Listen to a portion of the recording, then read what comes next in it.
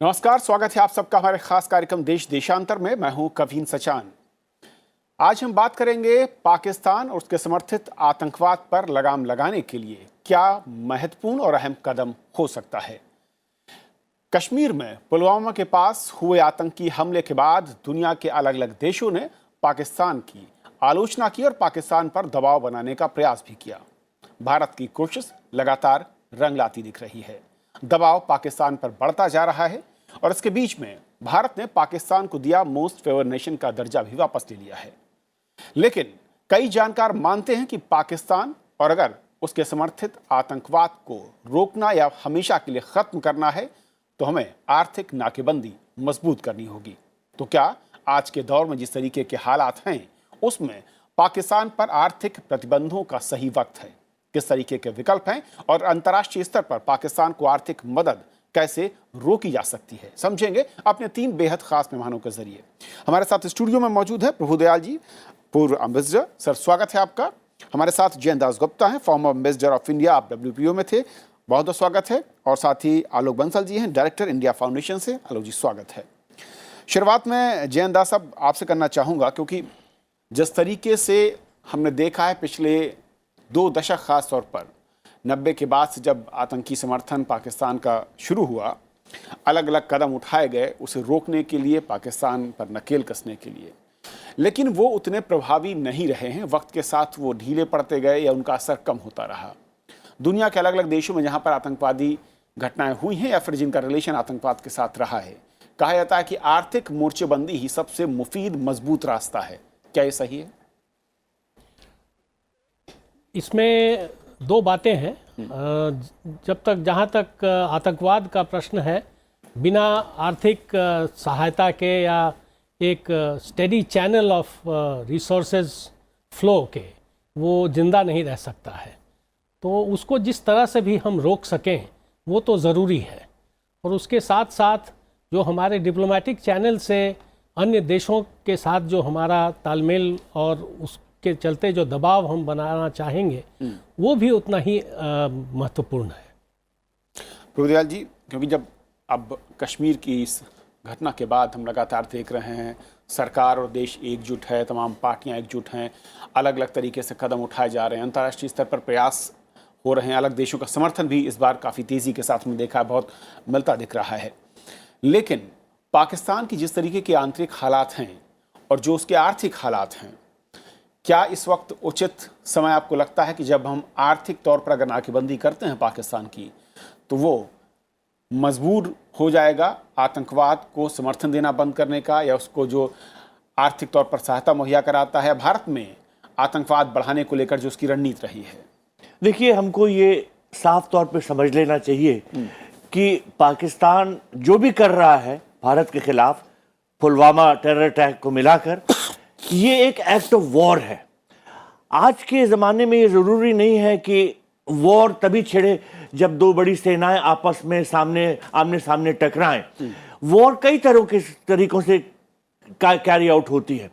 पाकिस्तान जो है ये कोवर्ट वॉरफेयर या प्रॉक्सी वॉरफेयर भारत के खिलाफ इसने छेड़ी हुई है, जिसमें ये टेररिस्ट अटैक्स हमारे खिलाफ लॉन्च करता है। देखिए, पार्लियामेंट में जो दिसंबर 2001 में टेरर अटैक हुआ था, मुंबई टेरर अटैक्स, नवंबर 2008 के, हमेशा इनका जिक्र होता है। लेकिन आप ये देखिए कि कुछ हाल के वर्षों में सेना के ठिकानों पे और पैरामिलिट्री और पुलिस के ठिकानों पे पाकिस्तान से पैदा हुआ आतंकवाद हमलावर हुआ है। जो गुरदासपुर टेरर अटैक था नवंबर 2015 में, उसके बाद 2016 में बारामूला अटैक था, उरी अटैक था, पठानकोट का अटैक था। इस तरह के और अटैक्स थे जो सेना और पैरामिलिट्री फोर्सेस और पुलिस के ठिकानों पर किए गए थे। तो ये एक एक्ट ऑफ वॉर है जो कुछ पाकिस्तान कर रहा है, और जो पुलवामा में किया ये एक एक्ट ऑफ वॉर था। जब वॉर छिड़े तो हमें हर तरीके की कार्रवाई कर सकते हैं। आर्थिक तौर पर हम जो पाकिस्तान पे पाबंद लगा सकते हैं वो हम लगाएं, उसके अलावा हमको कोई रोक नहीं है। हम हर तरह से पाकिस्तान के खिलाफ कार्रवाई हमको करनी चाहिए। देखिए, प्रधानमंत्री जी ने तो सेना को छूट दे दी है। उन्होंने कहा है कि army has free action, army can do what it's right. अब हमको ये देखना है कि हम किसी तरह से अननेसेसरी प्रेशर आर्मी पे ना डालें कि वो अभी उनको करना है या जल्दीबाजी में करें। नहीं, सेना को मौका देखकर सही टाइम पर सही जगह पर बदला लेना होगा, लेकिन मुझे पूरा यकीन है कि सेना अपनी कार्रवाई करेगी जैसा उसको करना चाहिए। जहां तक आर्थिक जो पहलू है उस पर जैसा आपने जिक्र किया कि हमने उनसे most favoured nation treatment withdraw कर लिया, तो हमें तो उनको कभी मोस्ट फेवर्ड नेशन ट्रीटमेंट देना ही नहीं चाहिए था, क्योंकि पाकिस्तान ने हमको मोस्ट फेवर्ड नेशन ट्रीटमेंट नहीं दिया है। लेकिन इसका ये एक सिंबॉलिक स्टेप है, क्योंकि भारत और पाकिस्तान के बीच में जो ट्रेड है वो बहुत कम है। हमारा जो ट्रेड है पाकिस्तान के साथ, ये हमारे ओवरऑल ट्रेड का लगभग 0.35% है। तो ये एक सिंबॉलिक स्टेप है, लेकिन ये दर्शाता है कि हम आपसे नाराज हैं और हम आपको किसी तरह से अब ये मोस्ट फेवर्ड नेशन ट्रीटमेंट नहीं देंगे। लेकिन और भी इंपॉर्टेंट इकोनॉमिक स्टेप्स लिए जा सकते हैं। देखिए, इंडस वाटर्स ट्रीटी का जिक्र होता है। पाकिस्तान को जितना पानी मिलना चाहिए इंडस वाटर्स ट्रीटी के तहत, उससे हम ज्यादा देते हैं। क्यों? हम अपने हक का पानी ले लें और सिर्फ उतना ही दें जितना जरूरी है। इसके अलावा इंडस वाटर्स ट्रीटी में हमें ये परमिशन है कि हम हाइड्रो इलेक्ट्रिक डैम बना सकते हैं, नेविगेशन के लिए यूज कर सकते हैं। हाइड्रो इलेक्ट्रिक डैम बनाए, पानी रोकें और उनको देते हैं जितना देना है, लेकिन जब डैम में ज्यादा हो जाए, कई तरह से देखिए, अगर हम भी नुकसान पहुंचाने पे आए तो कोई हमको रोक नहीं सकता। कई सारे रास्ते हैं जिनको कई सारे, हम तो शराफत से उनसे पेश आते हैं और हमारे इस शराफत को वो हमारी कमजोरी समझते हैं। आलोक जी, क्योंकि जब भी पाकिस्तान कहा जाता है आर्थिक संकट में है, दुनिया के अलग अलग देशों से वो आर्थिक मदद के लिए भीख मांगता है, मदद मिलती भी है उसको। हाल में जब इमरान खान सरकार आई तब भी आर्थिक हालात बहुत खराब थे, कभी सऊदी के देशों से और कभी अमेरिका और कभी चीन। क्या वो जो डाइवर्जन है फंड का, उसे रोकने के लिए बेहतर तरीका ये है कि आर्थिक तौर पर अब नाकेबंदी का वक्त आ गया है? देखिए, इसमें कोई शक की बात नहीं है। मैंने आपकी चैनल में ही कुछ समय पहले बोला था कि पाकिस्तान अब आर्थिक संकट से उबर रहा है, और जैसे ही ये उबर रहा है आप देखेंगे कि इसका कुछ ना कुछ असर दिखेगा, और हमने देख लिया। आज से कुछ समय पहले तक पाकिस्तान गंभीर आर्थिक संकट में था, लेकिन पिछले कुछ दिनों में अगर देखें आप 15-20 दिनों में काफी हद तक संकट कम हुआ। सऊदी अरब से उन्हें $6 बिलियन की सहायता मिली, जिसमें $3 बिलियन उनको कैश मिला, $3 बिलियन की डेफर्ड ऑयल पेमेंट फैसिलिटी मिली, यूएई ने दिया। चीन ने भी थोड़ा नाम मात्र को दिया। चीन नाम मात्र को ही देता है, उससे ज्यादा वो कभी सहायता देने में विश्वास रखता नहीं है। तो लेकिन उसके बाद क्या है कि जैसे ही इनकी अफगानिस्तान में एक प्रमुख भूमिका विश्व जनमत ने मानी, आईएमएफ ने अपना रवैया ढीला कर दिया अमेरिकी दबाव के कारण। अब ये आतंकवाद का घटना हुई है, भारत ने कहा है, अमेरिका ने कहा है कि भारत जो है सेल्फ डिफेंस का पूरा राइट रखता है, और मेरे को लगता है कि इसके बाद जैसे जैसे आईएमएफ अपना रवैया कड़ा करता जाएगा, पाकिस्तान पर दबाव बनेगा। जहां तक सवाल एमएफएन स्टेटस का है, मैं पूरी तरह से सहमत हूं कि सिंबॉलिक स्टेप है, क्योंकि हमने 96 में एमएफएन स्टेटस दिया था, पाकिस्तान ने आज तक हमें नहीं दिया। हमने कंप्लेंट भी नहीं की। एक्चुअली हम इसके खिलाफ कंप्लेंट कर सकते थे, क्योंकि ये WTO के अंतर्गत इट्स एसेंशियल कि सारे मेंबर्स जो हैं एक दूसरे को एमएफएन स्टेटस दें। हमने उसकी कोई कंप्लेंट नहीं की। ट्रेड आज देखें, $1.92 बिलियन जो है हम एक्सपोर्ट करते हैं, $488 मिलियन हम उनसे जो है आयात करते हैं या इंपोर्ट करते हैं, तो बहुत ज्यादा फर्क पड़ने वाला नहीं है। अगर ट्रेड ज्यादा होता तो इसका बहुत असर पड़ता। लेकिन क्या है कि जो भारत से जो सामग्री जाती है वो कई बार पाकिस्तान के लिए बहुत आवश्यक होती है। जब कीमतें बढ़ जाती हैं तो हम खाद्य सामग्री वगैरह कई बार देते हैं, जो उनके लिए अगर ये भी नहीं मिलेगा तो असर पड़ेगा। लेकिन सबसे ज्यादा महत्वपूर्ण चीज है कि हम वैश्विक जनमत को किस तरीके से तैयार करते हैं पाकिस्तान पर दबाव, आर्थिक दबाव बनाने के लिए। क्योंकि आप समझिए, पाकिस्तान के जो एक्सपोर्ट हैं पिछले कुछ समय से, जब से इमरान खान आए हैं, थोड़ा बढ़ने लगे हैं। मतलब इससे पहले जो अगर आप एक्सपोर्ट्स की हालत देखें तो एक्सपोर्ट्स गिर रहे थे, इंपोर्ट्स बढ़ रहे थे। अब उन्होंने इंपोर्ट्स का जो ग्रोथ रेट है उसको चेक किया काफी हद तक, लेकिन एक्सपोर्ट्स अभी भी थोड़े थोड़े बढ़ रहे हैं। उसका सबसे बड़ा एक कारण यह है कि यूरोपियन यूनियन ने GSP+ स्टेटस दिया हुआ है, प्रेफरेंशियल ट्रीटमेंट मिल रहा है। तो हमें इस पर काफी हद तक दबाव बनाना चाहिए और अंतर्राष्ट्रीय समुदाय को यह बतलाना चाहिए कि जिस तरीके से ये आतंक का पोषण कर रहे हैं, ये जब तक जारी रहेगा जब तक कि इनकी आर्थिक और वित्तीय सहायता जो है पूरी तरह से रोक नहीं दी जाती। क्योंकि ये जो आतंकवाद है ये बिना आर्थिक मदद के पनप नहीं सकता। तो अगर इस राष्ट्र को हम आर्थिक रूप से सुखा दें तो आतंकवाद भी काफी हद तक कम हो जाएगा। जहां तक सवाल इंडस वाटर ट्रीटी का है, मैं इसके बारे में बोलना चाहता हूं क्योंकि सोशल मीडिया में इसके ऊपर भरा हुआ आ रहा है कि हमें इंडस वाटर रोड देना चाहिए। पर पहली चीज ये समझ लीजिए कि जहां तक सवाल पश्चिमी नदियों का है, झेलम, चिनाब और सिंधु, इनको रोकने की हमारी कैपेसिटी बड़ी लिमिटेड है ना। हमारे पास आज की तारीख में इस तरीके का स्टोरेज है कि हम रोक सकते हैं, और रोकने से हमें कोई फायदा नहीं है क्योंकि जम्मू कश्मीर में जितना हमें पानी अलाउड है, run of the river hydro power plant की तो बात कही, वो अलग नहीं, उसके अलावा हमें कंजम्पटिव यूज अलाउड है।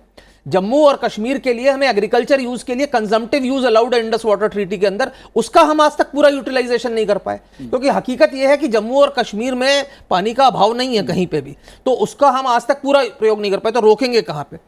जहां तक सवाल पनबिजली योजनाओं का है, उसमें हम बढ़ रहे हैं और काफी कोशिश कर रहे हैं। बगलिहार 1, बगलिहार 2, रैटल, चिनाब के ऊपर कई प्रोजेक्ट्स आ रहे हैं एक के बाद, क्योंकि सबसे ज्यादा हाइड्रो पावर पोटेंशियल जो है चिनाब में है, और इसी कारण पाकिस्तान आतंकित है क्योंकि उसको लगता है कि हालांकि run of the river projects हैं बट इसमें स्टोरेज कैपेसिटी है, तो इसमें बाकी अगर सब में एक साथ स्टोरेज किया जाए और एक साथ रिलीज किया जाए तो एक काफी बड़ा वेपन के रूप में इसको प्रयोग में लाया जा सकता है।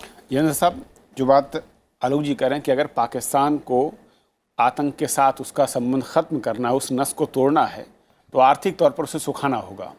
अंतर्राष्ट्रीय स्तर पर क्या वो महत्वपूर्ण कदम हो सकते हैं जिसके जरिए हम इस पर आगे बढ़ें?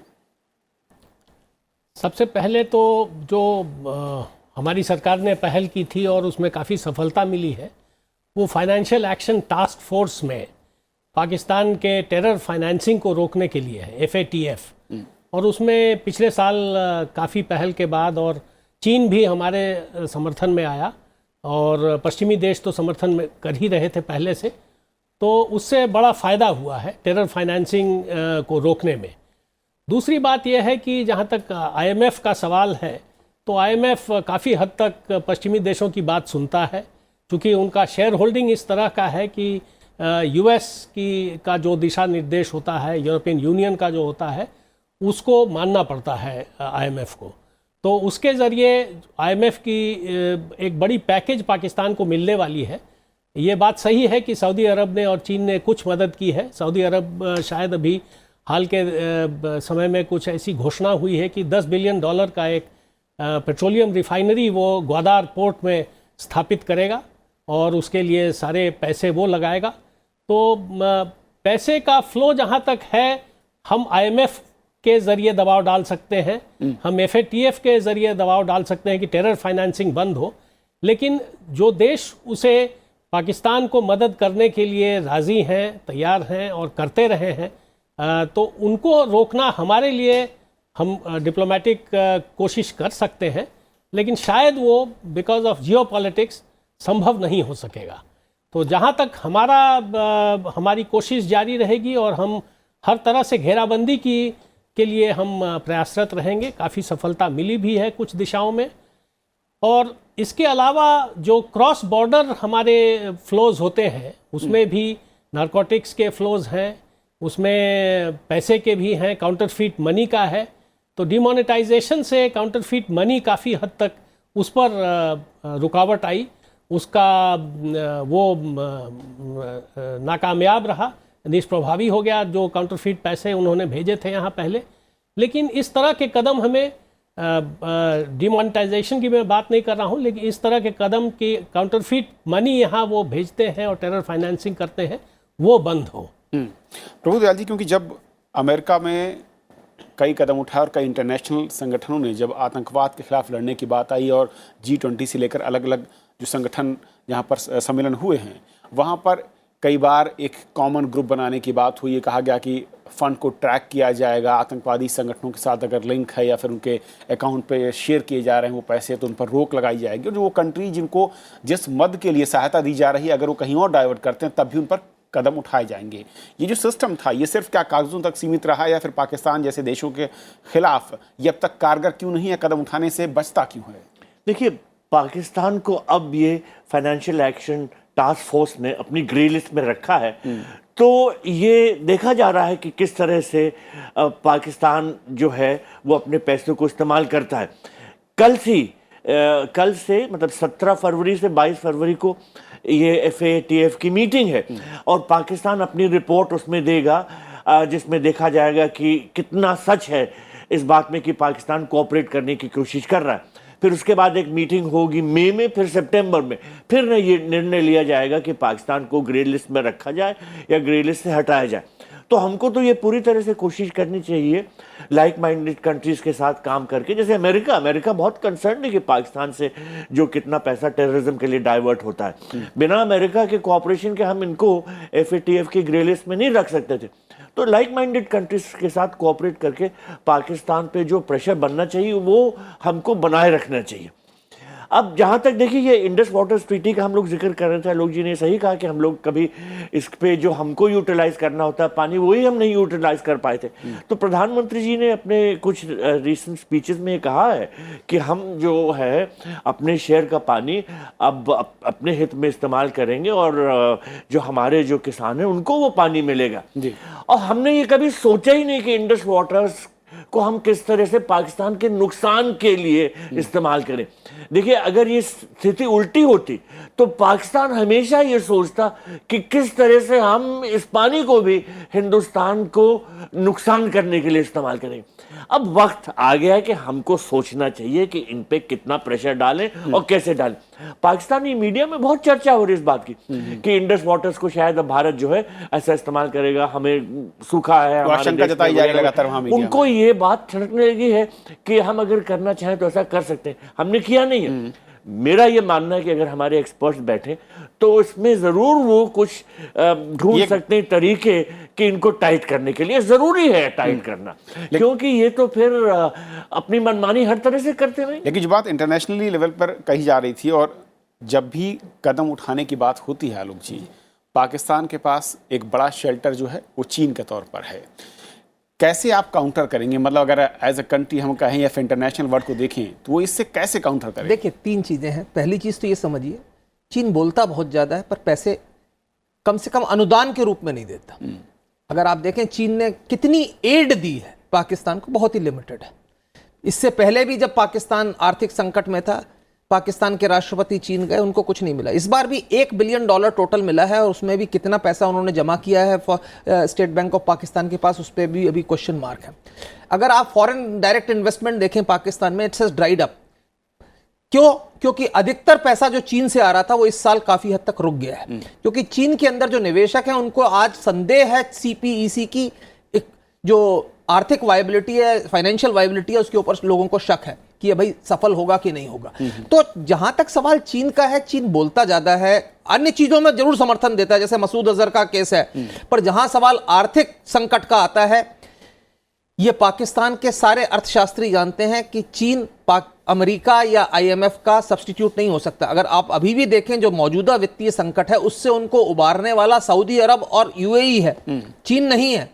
सऊदी अरब और UAE ने बचाया है इसको, पाकिस्तान को, जो आर्थिक संकट है। आज भी 14.85 करीब बिलियन डॉलर्स की फॉरेन एक्सचेंज रिजर्व्स है उनके पास, और ये जो है इसमें करीब $3 बिलियन का तो हार्ड कैश सऊदी अरब से आया, करीब 1 बिलियन अभी UAE से आ चुका है, तो इसके ऊपर है। तो ये जो राष्ट्र हैं इनको इन्फ्लुएंस करना आज भारत के लिए आसान है, क्योंकि पिछले कुछ समय से हमने देखा है कि ये दोनों राष्ट्र जो है पाकिस्तान से काफी हद तक नाराज थे। अब जो है ये जो मोहम्मद बिन सलमान का दौरा है, इसको एक बहुत बड़ी उपलब्धि के रूप में देखा जा रहा है। अगर आप देखें पाकिस्तान का मीडिया जो है इसी को छाल रहा है, इतना बड़ा निवेश, सबसे बड़ा निवेश, ये सब कुछ हो रहा है। लेकिन इस घटना के बाद मोहम्मद बिन सलमान ने भी अपना दौरे को 1 दिन से कम किया है। उन्होंने अपना जो दौरा था पाकिस्तान का वो 1 दिन डिले किया है। तो ये एक सिंबॉलिक उन्होंने जेस्चर दिखा दिया है, और उसके बाद वो भारत भी आ रहे हैं, तो आशा है कि दबाव बनाया जा सकता है। दूसरी चीज ये है कि ऑयल की जैसे जैसे कीमतें कम हैं, और आज भी कम है, सऊदी अरब की कैपेसिटी दूसरों को देने की काफी लिमिटेड हो गई है। अगर आप देखें सऊदी अरब का अगर वित्तीय घाटा देखें इस साल का फाइनेंशियल ईयर में काफी सब्सटेंटिव है। एक ऐसे राष्ट्र में जहां हमेशा सरप्लसेस होते थे, अब डेफिसिट्स है, तो उसकी भी लिमिटेशंस है। UAE के ऊपर भी हमारा अच्छा इन्फ्लुएंस है, हमारे बड़े अच्छे संबंध हैं, हम चाहें तो UAE से भी इन्फ्लुएंस कर सकते हैं, क्योंकि ये भी वो राष्ट्र हैं जो सुसाइड बॉम्बिंग से परेशान हैं और नहीं चाहते कि इस तरीके का खतरा आए। क्योंकि एक चीज समझ लीजिए कि जब इस तरीके का एक जिनी जो है आप बॉटल से निकाल देते हैं तो उसको वापस बॉटल में डालना बड़ा मुश्किल होता है। तो यू कैन क्रिएट, जो फ्रैंकेनस्टाइन्स मॉन्स्टर है वो आपको खुद खा सकता है, और ये राष्ट्र समझते हैं, क्योंकि इन राष्ट्रों में भी इस तरीके की कट्टरपंथी विचारधारा काफी फल फूल रही है। तो एक बार आतंक का स्रोत यहां से बढ़ा तो ये खुद अफेक्टेड हो जाएंगे और इनको इसलिए इन्फ्लुएंस करना मेरे ख्याल से आसान हो सकता है। मैं ये नहीं कह रहा कि हो जाएंगे, बट अगर एक सस्टेन्ड डिप्लोमेटिक इनिशिएटिव लिया जाए तो हम विश्व की अधिकांश शक्तियों को इस राह पर ला सकते हैं कि पाकिस्तान पर आर्थिक प्रतिबंध लगाए जाएं। और जैसे ही आर्थिक प्रतिबंध लगाए जाएंगे आप देखेंगे कि इस तरीके की घटनाएं जो कम हो जाती हैं। जयंत साहब, एक आखिरी कमेंट मैं आपका चाहूँगा, कैसे हम ओवरऑल जो कंट्री है वहाँ पर हमने पैठ बनाई है, राजनीतिक तौर पर उसकी हमें सफलता मिली है, लेकिन जिनका जिक्र आलोक साहब ने किया वहाँ पर किस तरीके से और ज़्यादा फोकस करते हुए हम उन्हें अपने साथ खड़ा कर सकते हैं? देखिए, ये स्थिति आ गई है और ये जो सबसे हाल की घटना है ये तो सारे विश्व को झकझोर के रख दिया है, क्योंकि इस तरह की घटनाएं और भी देशों में हो सकती है। जितने भी आप सुरक्षा के आप कदम उठाएं, एक त्रुटि कहीं ना कहीं रह सकती है, कहीं ना कहीं कोई इसका फ़ायदा उठा सकता है। तो सारे जो देश हैं जो इससे सुरक्षा के विषय में चिंतित हैं इस तरह के आतंकवादी हमले से, उन सबको एकजुट होकर खड़ा होना पड़ेगा, चाहे वो सऊदी अरेबिया हो, चाहे वो यूनाइटेड अरब एमिरेट्स हो और देश हो। यूएस तो है ही, पश्चिमी यूरोप के देश हैं, चीन भी काफ़ी हद तक इससे चिंतित रहता है, क्योंकि उसके भी सिंजियांग प्रोविंस में उइघुर वाली समस्या है, जहाँ पे पाकिस्तान ने अब तक तो अपना हाथ खींच के रखा था, लेकिन कल होकर के वहाँ भी समस्या आगे कुछ और रूप ले सकती है जी। तो सभी को एकजुट होकर के आतंकवाद के खिलाफ कार्रवाई करनी पड़ेगी, कदम उठाने पड़ेंगे। और हमारे प्रधानमंत्री जी ने, हमारी सरकार ने इस विषय पर काफ़ी लोगों का ध्यान आकर्षित किया है। प्रधानमंत्री जी हर अपनी बैठक में जो राष्ट्रीय अंतर्राष्ट्रीय सम्मेलन होते हैं उसमें उन्होंने सभी लोगों का समर्थन की मांग की है और काफ़ी इस संदर्भ में अब कदम और उठेंगे, लेकिन ज़रूरत है कि संवेदनशील होने की, सभी को संवेदनशील करने की, और क्या कदम ठोस उठाए जा सकते हैं उस संदर्भ में कुछ एक रोड मैप सा बनाने की। बिल्कुल दीर्घकालिक कदम हो, जिसके बाद ये जो बार बार इस तरह की घटनाएं होती हैं उस पर पूरी तरीके से हम लगाम लगा सकें। बहुत बहुत शुक्रिया आप तीनों मेहमानों का हमारे साथ इस चर्चा में शामिल होने के लिए। और बात आप दर्शकों की राय की, हमने कार्यक्रम दिखाया था आत्मघाती हमलों की चुनौतियां। राकेश पांडे लिखते हैं कि सुरक्षा बलों और आईबी को भविष्य में आतंकवाद के लिए जीरो टॉलरेंस की नीति अपनानी चाहिए। भारत में रहने वाले पाकिस्तान सरपरस्त लोगों और बुद्धिजीवियों के साथ सख्ती से निपटने की जरूरत है। भारत सरकार सॉफ्ट पावर और हार्ड पावर दोनों स्तर पर पाकिस्तान के साथ रिश्ते खत्म करने चाहिए। तेजपाल सिंह लिखते हैं कि पुलवामा आतंकी हमले में पाकिस्तान से ज्यादा भारत में बैठे गद्दार अलगाववादी जिम्मेदार हैं। जब तक ऐसे लोग देश में हैं तब तक ऐसे हमले होते रहेंगे। सरकार को इन अलगाववादियों पर जल्द कार्रवाई करनी चाहिए। ना तो विस्फोटक पाक से आया और ना ही गाड़ी पाक से आई। ये सब देश में बैठे गद्दारों के बिना नहीं हो सकता। तो आप दर्शक अपनी राय, सुझाव, आलोचना हमें भेजते रहिए, कार्यक्रम में हम शामिल करेंगे। साथ ही हमारे सभी कार्यक्रम आप YouTube पर देख सकते हैं। फिलहाल जितना ही, नमस्कार।